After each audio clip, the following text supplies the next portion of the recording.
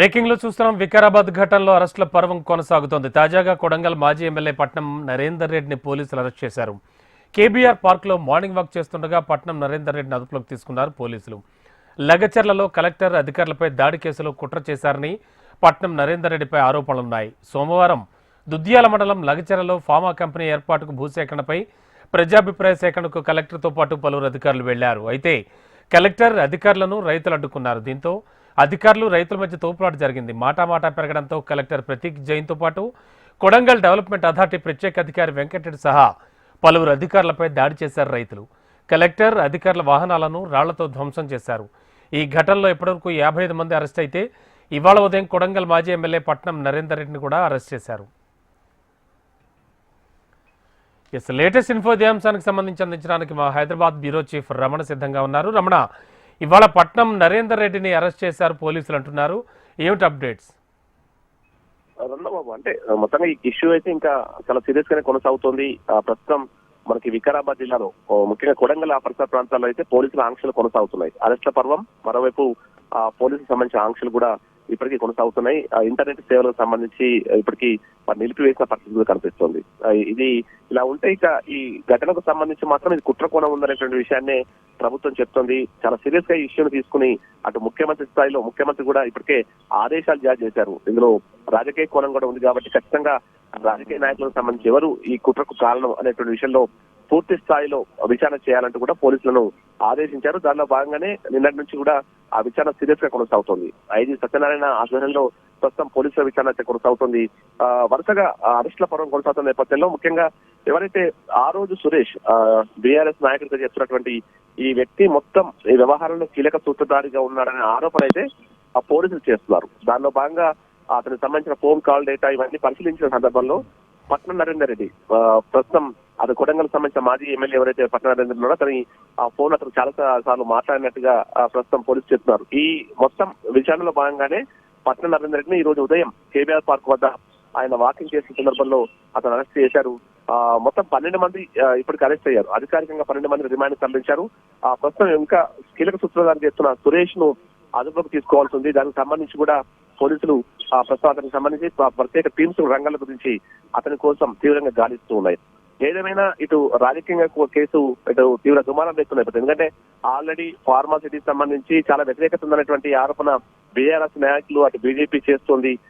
ఇందులో కుట్ర కోణం లేదు, కేవలం ప్రజల ఆగ్రహానికే ఇది కారణమైంది, మధ్యలో ఉద్యోగులు బలయ్యారనే విషయాన్ని అటు బీఆర్ఎస్ బీజేపీ చెప్పే ప్రయత్నం. కానీ ప్రభుత్వం మాత్రం చెప్తుంది ఖచ్చితంగా ఇది రాజకీయంగా ఇది ఖచ్చితంగా కుట్ర కోణమే అని చెప్పి అటు అధికార పార్టీ చెప్తున్న పరిస్థితి కనిపిస్తుంది. మంత్రి శ్రీధర్ బాబు కూడా స్వయంగా నిన్న అధికారులతో మాట్లాడారు.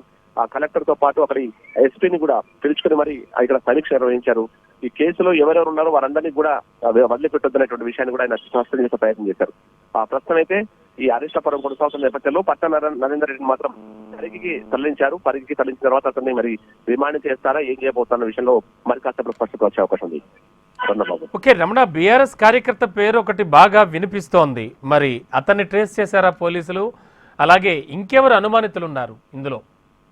ముఖ్యంగా సురేష్ సంబంధించిన పేరే ప్రధానంగా వినిపిస్తుంది. అతను బీఆర్ఎస్ లో కీలకంగా ఉన్నాడు, అతను కీలకంగా కార్యకర్తగా ఉన్నాడు. ఆ మొత్తం దాడికి సంబంధించిన విజువల్స్ చూసినప్పుడు కూడా ఆయనే కనిపిస్తున్నాడు. అందులో మొత్తం ప్లాన్ గా పక్కాగా ఇదంతా కూడా చేశారనే ఆరోపణ అయితే పోలీసులు చేస్తున్న పరిస్థితి కనిపిస్తోంది.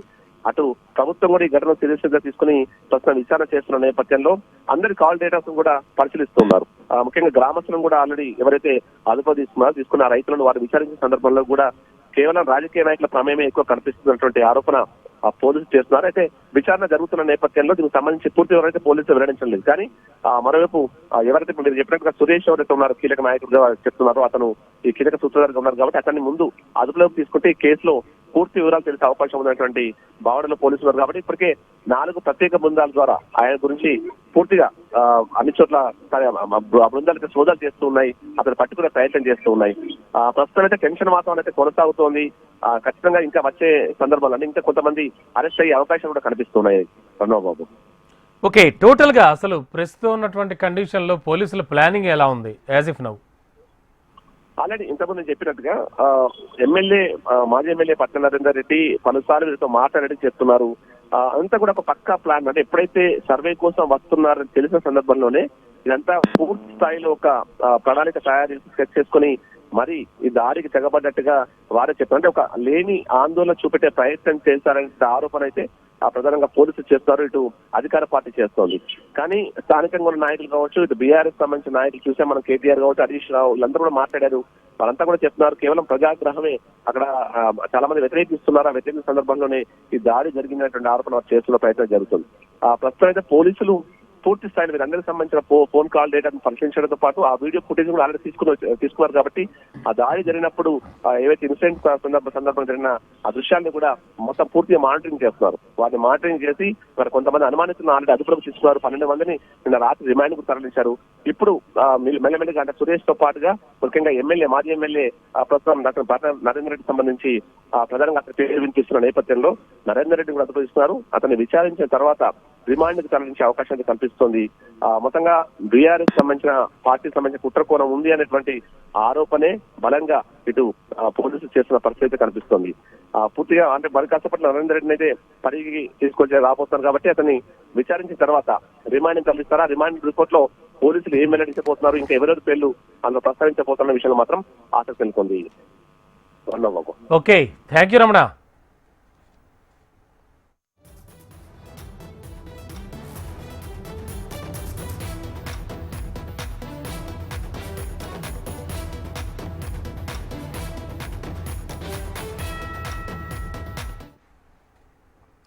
బ్రేకింగ్ లో చూస్తున్నాం. వికారాబాద్ ఘటనలో అరెస్టుల పర్వం కొనసాగుతోంది. తాజాగా కొడంగల్ మాజీ ఎమ్మెల్యే పట్నం నరేందర్ రెడ్డిని పోలీసులు అరెస్ట్ చేశారు. కేబీఆర్ పార్క్ లో మార్నింగ్ వాక్ చేస్తుండగా పట్నం నరేందర్ రెడ్డిని అదుపులోకి తీసుకున్నారు పోలీసులు. లగచర్లలో కలెక్టర్ అధికారులపై దాడి కేసులో కుట్ర చేశారని పట్నం నరేందర్ రెడ్డిపై ఆరోపణలున్నాయి. సోమవారం దుద్యాల మండలం లగచెరలో ఫార్మా కంపెనీ ఏర్పాటుకు భూసేకరణపై ప్రజాభిప్రాయ సేకరణకు కలెక్టర్తో పాటు పలువురు అధికారులు వెళ్లారు. అయితే కలెక్టర్ అధికారులను రైతులు అడ్డుకున్నారు. దీంతో అధికారులు రైతుల మధ్య తోపులాట జరిగింది. మాటా పెరగడంతో కలెక్టర్ ప్రతీక్ జైన్తో పాటు కొడంగల్ డెవలప్మెంట్ అథారిటీ ప్రత్యేక అధికారి వెంకటరెడ్డి సహా పలువురు అధికారులపై దాడి చేశారు రైతులు.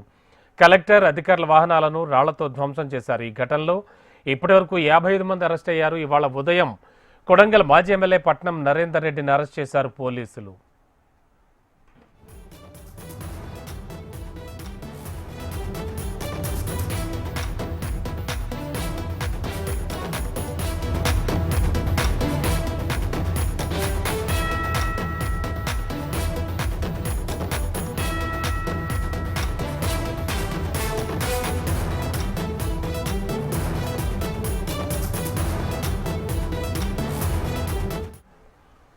బ్రేకింగ్ లో చూస్తున్నాం. వికారాబాద్ ఘటనలో అరెస్టుల పర్వం కొనసాగుతోంది. తాజాగా కొడంగల్ మాజీ ఎమ్మెల్యే పట్నం నరేందర్ రెడ్డిని పోలీసులు అరెస్ట్ చేశారు. కేబీఆర్ పార్క్ లో మార్నింగ్ వాక్ చేస్తుంటే పట్నం నరేందర్ రెడ్డిని అదుపులోకి తీసుకున్నారు. లగచెర్లలో కలెక్టర్ అలాగే అధికారులపై దాడి కేసులో కుట్ర చేశారని పట్నం నరేందర్ రెడ్డిపై ఆరోపణలున్నాయి. సోమవారం దుద్యాల మండలం లగచెర్లలో ఫార్మా కంపెనీ ఏర్పాటుకు భూసేకరణపై ప్రజాభిప్రాయ సేకరణకు కలెక్టర్తో పాటు పలువురు అధికారులు వెళ్లారు. అయితే కలెక్టర్ అధికారులను రైతులు అడ్డుకున్నారు. దీంతో అధికారులు రైతుల మధ్య తోపులాట జరిగింది. ఇక ప్రస్తుతానికి లగచెర్ల కావచ్చు, ఆ తదితర మిగతా 4-5 గ్రామాలు కావచ్చు, అక్కడ పరిస్థితి ఎలా ఉంది, ప్రస్తుతం ఉన్న కండిషన్ ఏమిటి, మరింత అదనపు సమాచారం అందించడానికి మా కరెస్పాండెంట్ నరేంద్ర చారి సిద్ధంగా ఉన్నారు. చారి, ప్రస్తుతం పరిస్థితులు ఏమిటి, ఎలా ఉంది అక్కడ సిచ్యువేషన్? అండ్ మొత్తం ఇప్పటికే ఇవాళ పొద్దున్నే పట్నం నరేందర్ రెడ్డిని అరెస్ట్ చేశారు.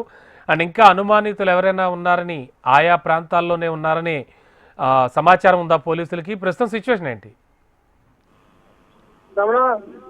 వికారాబాద్ జిల్లా లఘుచర్లో జరిగినటువంటి కలెక్టర్ ప్రతీక్ జైన్ అలాగే తడ అధికారి వెంకటరెడ్డిలపై జరిగిన దాడిని ప్రభుత్వం తీవ్రంగా పరిగణిస్తున్న పరిస్థితి కనిపిస్తుంది. ఇందులో భాగంగా ఇప్పటికే అరెస్టుల పర్వం కొనసాగుతున్న నేపథ్యంలో కూడా ఈ రోజు ఉదయం తెల్లవారుజామున కూడా మాజీ ఎమ్మెల్యే టీఆర్ఎస్ మాజీ ఎమ్మెల్యే కొడంగల్ మాజీ ఎమ్మెల్యే పట్నం నరేందర్ రెడ్డి కూడా హైదరాబాద్ లోని కేటీఆర్ పార్క్ వద్ద ఏదైతే వాకింగ్ చేస్తున్నారో అదే సమయంలో కూడా కొడంగల్ పోలీసులు కూడా అరెస్ట్ చేయడం జరిగింది. ఆయన నేరుగా పరిగి పోలీస్ స్టేషన్ తరలిస్తున్నారు. అక్కడ విచారించే అవకాశం ఉంది. దీనికి సంబంధించి కూడా చూసినట్లయితే మొదట ఘటన జరిగిన రోజు ఉదయం సురేష్ అనే వ్యక్తి బీఆర్ఎస్ సంబంధించిన సురేష్ రాజు అనే వ్యక్తి కూడా కలెక్టర్ ను స్వయంగా మాట్లాడి అది ప్రజాభిప్రాయ సేకరణ ఉందో అక్కడి నుంచి నేరుగా గ్రామంలోకి కలెక్టర్ ను కూడా నచ్చజెప్పి గ్రామంలోకి తీసుకెళ్లిన ప్రధాన నిందితుడు సురేష్ రాజు. అతను పూర్తిగా ఈ దాడికి ప్రధాన కారణం అతనే అని చెప్పేసి కూడా పోలీసులు ఇప్పటికే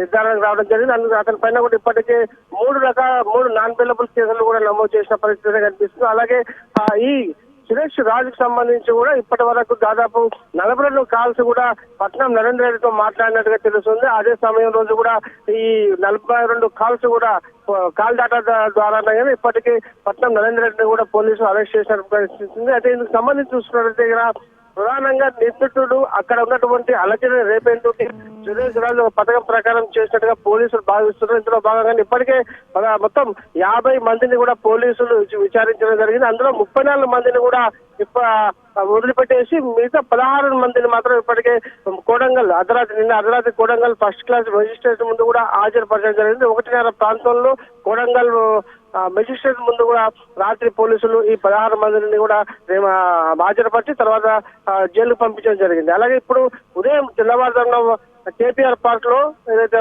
వాకింగ్ చేస్తున్న సమయంలోనే మాజీ ఎమ్మెల్యే పట్నం నరేంద్ర రెడ్డి కూడా అరెస్ట్ చేసి ఇప్పుడు ప్రస్తుతానికి మరి కాసేపట్లో పరిగి పోలీస్ స్టేషన్ తరలించడం. అక్కడ ఈయనను ఏ విధంగా విచారిస్తారు, ఏ కేసులో ఇప్పటికైతే సురేష్ రాజు ఉన్నట్టుగా తెలుస్తుంది. ఈ సమయంలో పట్నం నరేంద్ర రెడ్డి కూడా అతని ద్వారా దాదాపు 42 ఫోన్ కాల్స్ మాట్లాడిన సందర్భంగా అతని కాల్ డాటా ఆధారంగానే మాజీ ఎమ్మెల్యే అయినటువంటి బీఆర్ఎస్ నాయకుడు పట్నం నరేంద్ర రెడ్డి కూడా అరెస్ట్ చేసిన పరిస్థితి కనిపిస్తుంది. మొత్తాన్ని చూస్తుంటే ఇంకా అరెస్ట్ల పర్వం ఈ రోజు కూడా కొనసాగే అవకాశాలు ఉన్నాయి.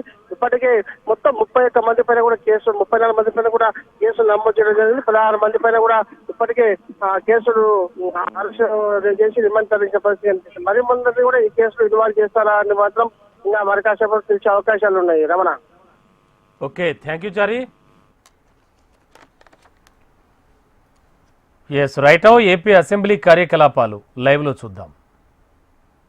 11 నియోజకవర్గాలకు సంబంధించి 4 జిల్లాలకి సస్యశ్యామలం చేసేటువంటి విధంగా 4,80,000 ఎకరాలకి మరి సాగునీరు, అదేవిధంగా 25 లక్షల ప్రజలకి త్రాగునీరు తీర్చేటువంటి ఒక బహుళార్థ సాధక ఎత్తుపోతల పథకం మరి యొక్క చింతలపూడి పథకం అధ్యక్ష.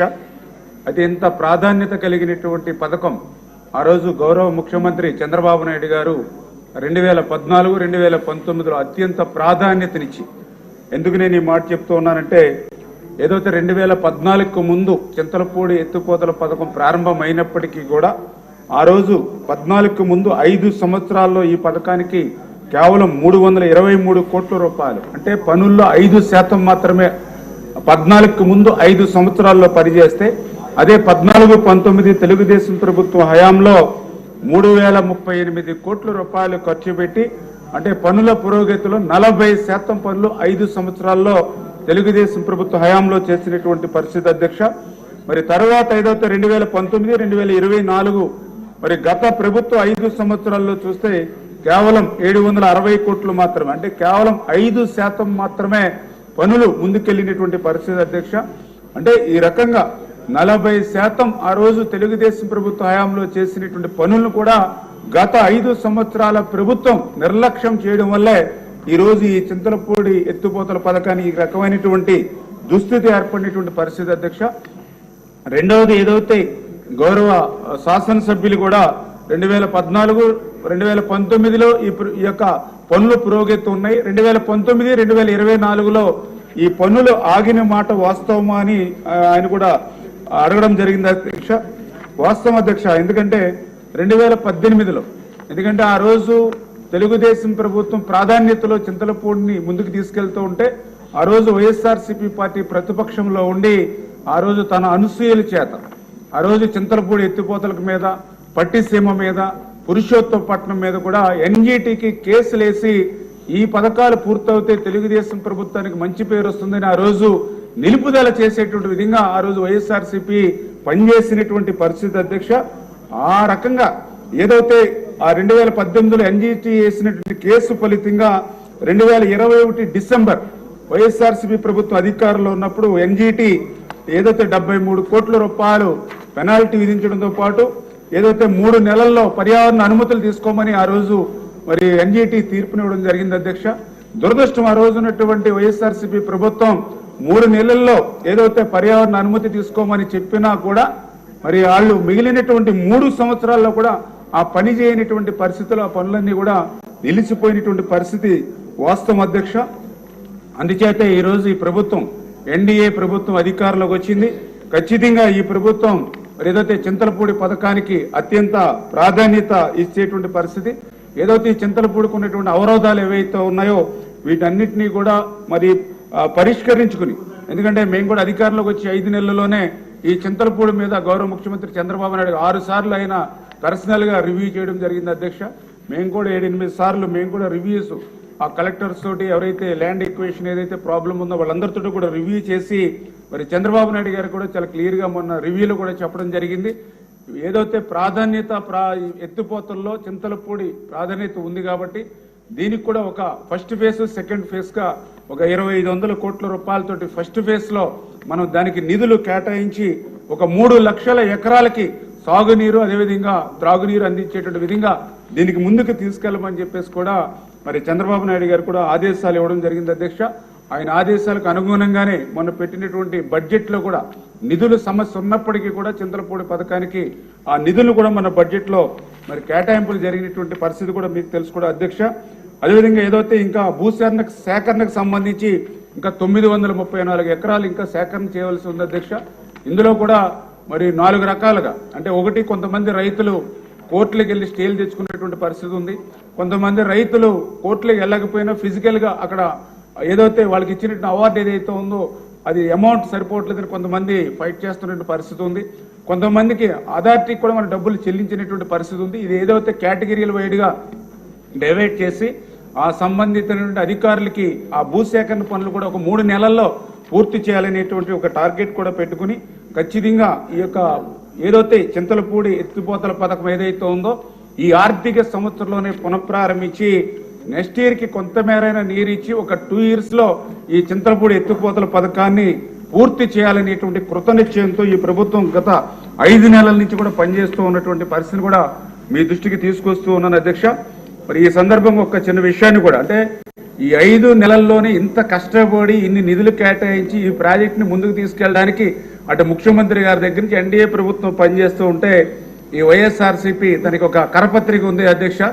ఏదైతే వాళ్ళ అవినీతి పత్రిక, ఏదో నిన్ననే వాళ్ళ పత్రికలో కూడా ఇప్పట్లో జల్లేరు రిజర్వాయర్ లేనిట్లే అని చింతలపూడి పథకం మీద వాళ్ళు కరపత్రిక సాక్షి అవినీతి పత్రికలో ఒక ఆర్టికల్ ఇవ్వడం జరిగింది. నేను కూడా చెప్తూ ఉంటా, ఏదైతే మనం కూడా సిగరెట్ ప్యాకెట్ మీద చూస్తూ ఉంటాం పొగ తాగుట ఆరోగ్యానికి హానికరమని, అదేవిధంగా సాక్షి పత్రిక చదవడం కూడా ఆరోగ్యానికి హానికరమే అధ్యక్ష. ఎందుకు నేను ఈ మాట చెప్తూ ఉన్నానంటే ఏదైతే జల్లేరు రిజర్వాయర్ లేనట్టే అని చెప్పేసి వీళ్ళు ఈరోజు వాళ్ళ పత్రికలో మ్యాటర్ వేసుకున్నారు. కానీ గతం నేను చూస్తే ఏదైతే వాళ్ళ ప్రభుత్వంలోనే, అంటే 2023లో వాళ్ళ ప్రభుత్వం అధికారంలో ఉండగానే మరి ఏదైతే ఆ రోజు మరి పర్టికులర్గా ఏదైతే మన విజయవాడలో జరిగినటువంటి మీటింగ్స్ లో కూడా వాళ్ళే ఒక ఎక్స్పర్ట్ కమిటీ, అంటే స్టేట్ ఎక్స్పర్ట్ అప్రైజల్ కమిటీ అని 2023 డిసెంబర్ 4-5 తారీఖుల్లో జరిగితే ఆ అప్రైజల్ కమిటీకి ఒక నివేదిక ఇచ్చారు అధ్యక్ష. వాళ్ళు ఇచ్చినటువంటి నివేదికలో చాలా క్లియర్ గా submit affidavit for stating that no earthen dams and no reservoirs are proposed to be constructed in the project. అంటే చాలా క్లియర్ గా దాంట్లో అఫిడవిట్ సబ్మిట్ చేశారు. ఈ చింతలపూడి ప్రాజెక్ట్ లో రిజర్వాయర్స్ ఏమీ కూడా మేము ప్రపోజల్ చేయట్లేదని వాళ్ళే ఆ రోజు రిజర్వాయర్ని ఎత్తేసినటువంటి పరిస్థితి అధ్యక్ష. దాని తర్వాత మళ్ళీ వాళ్ళు గవర్నమెంట్ కూడా ఒక లెటర్ కూడా రాశారు అధ్యక్ష. మళ్ళీ డిసెంబర్ 2023లో చాలా క్లియర్ గా అందులో కూడా మెన్షన్ చేశారు అధ్యక్ష. జల్లే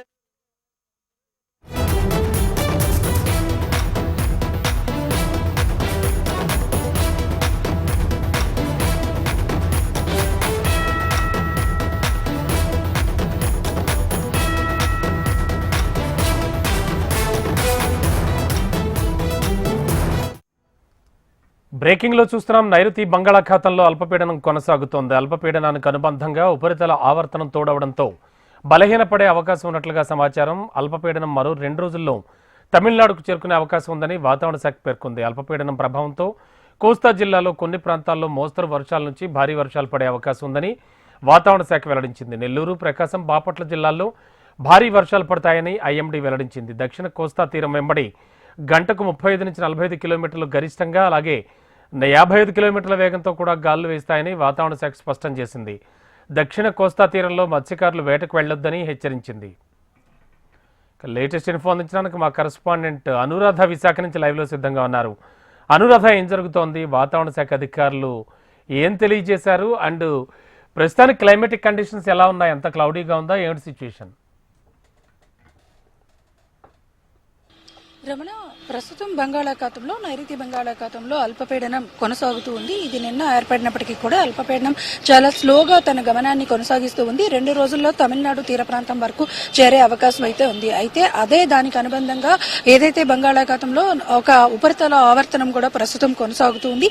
అయితే వీటి ప్రభావంతో దక్షిణ కోస్తా ఆంధ్ర మీద కొంత ఎక్కువ ఎఫెక్ట్ చూపించే అవకాశం ఉంది. అయితే అల్పపీడనం మాత్రం అల్పపీడనంగానే బలహీనపడుతుంది అని చెప్పి వాతావరణ శాఖ అంచనాలు వేస్తుంది. అంటే వాయుగుండంగా మారే అవకాశం లేదు. ఆ type of moisture sea conditions లో లేదు కాబట్టి అల్పపీడనంగానే బలహీనపడుతుంది. కాబట్టి ఓన్లీ దక్షిణ కోస్తా ఆంధ్ర జిల్లాల మీద మాత్రమే ఎక్కువ ప్రభావం ఉంటుంది.